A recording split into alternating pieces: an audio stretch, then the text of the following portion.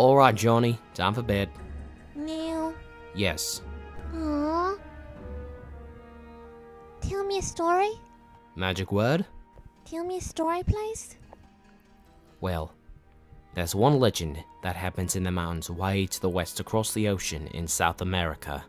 They say, somewhere in those mountains, there's a secret entrance with a huge maze. That maze protects a giant underground city with beings that are only half minifig. That civilization thrives in ways we don't know how. They must be some of the most knowledge people in the world to live down there. Are you going to make them? We'll see. I'd certainly like to. So then my bedtime story will be about you meeting them, right? Right. I can't wait. Good night, Johnny.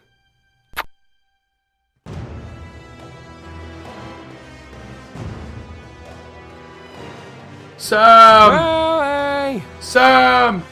Sam! Hey! No sign of him, and we've been looking for hours. You don't suppose?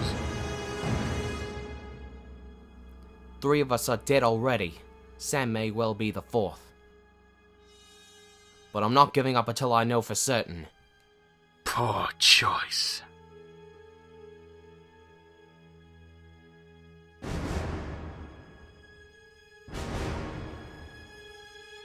Gah! Daniel!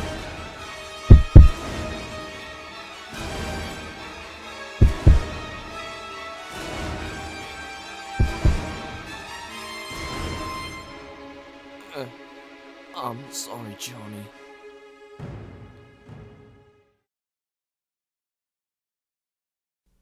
Yes, it's one bedtime story I'll never hear, Dad. Let me say it, let me say it, let me roll and make a flow. Let me beach on the shores of Tripoli.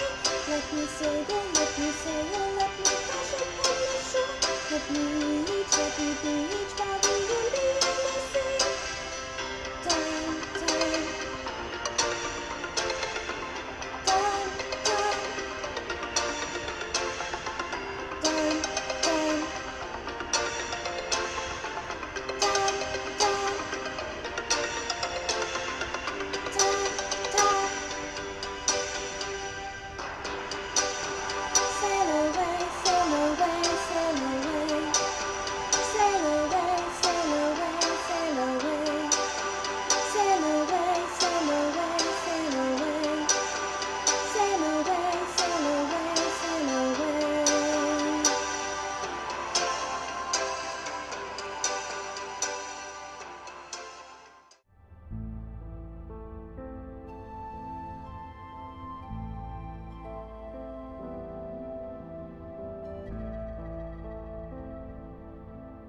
Seeking your father's guidance again, Johnny? I? Whenever you stare at that chest, it's because your mind is full, and you wish your father was alive to help you. Do I? Yes, I do. Anything I can help with? Yeah, Come into my office. We'll have a little chat. thanks, mate. So what's troubling you? Nothing's troubling me, so to speak. More like curiosity that's been eating away at me. You see, when I was a kid, my dad told me the story about a maze leading to a city and... well, I assume it's the Andes given his description. I always wondered how things went with finding it. I see. Your father was very much in love with South American lore. It was his specialty, as mine is Asia. As a result, he had several leads there, some of which he never lived to go after thanks to Sam killing him. In the maze? He always referred to it as the Labyrinth of the Mountains, due to the maze's sheer size and the fact that a city of strange creatures lay at the end of it. Some of the team speculated that the city was none other than El Dorado, a city made of gold. Your father felt differently, however. He felt it was just a city, but the idea of seeing those creatures fascinated him. Yeah, that sounds like something that would hold his attention. So, do you have any clue on how far in his research he got?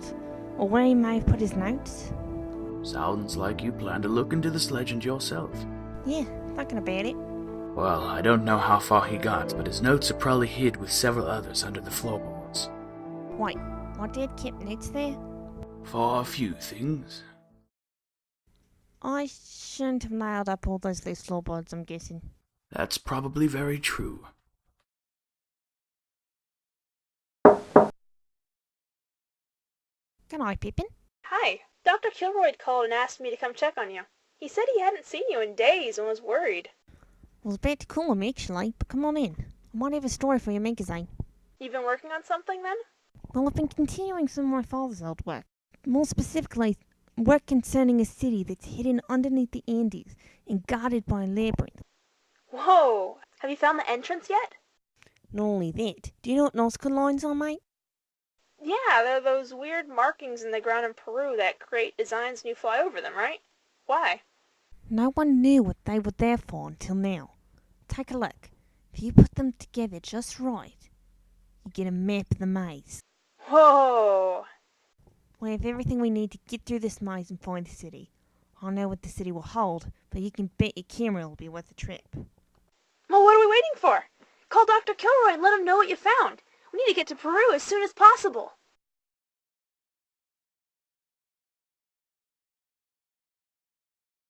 Whew. I thought Peru was close to the equator where it was warmer. It is, mate, but no matter how close to the equator you are, the higher the altitude, the colder it gets. Yeah, whatever. I guess I should be counting my blessings that my boss didn't insist I take a whole team of journalists with us. Why would he want that? Because your original team used to stir great incitement in readers.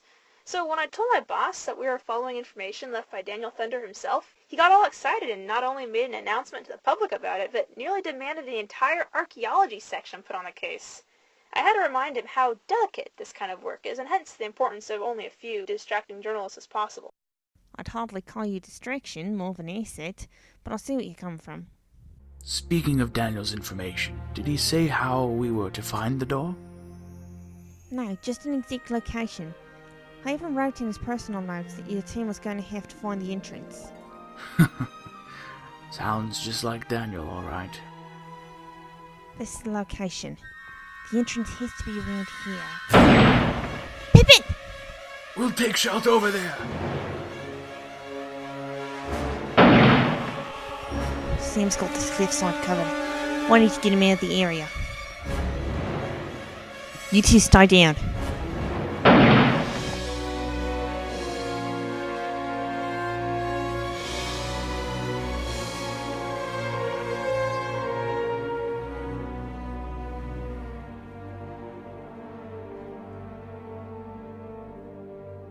How did he find out?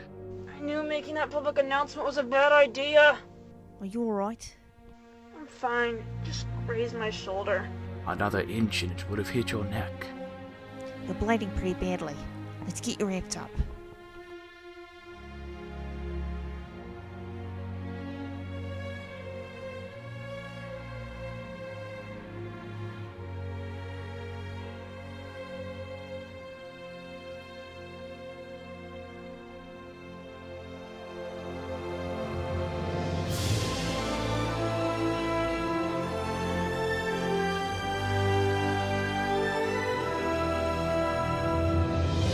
How did we do that?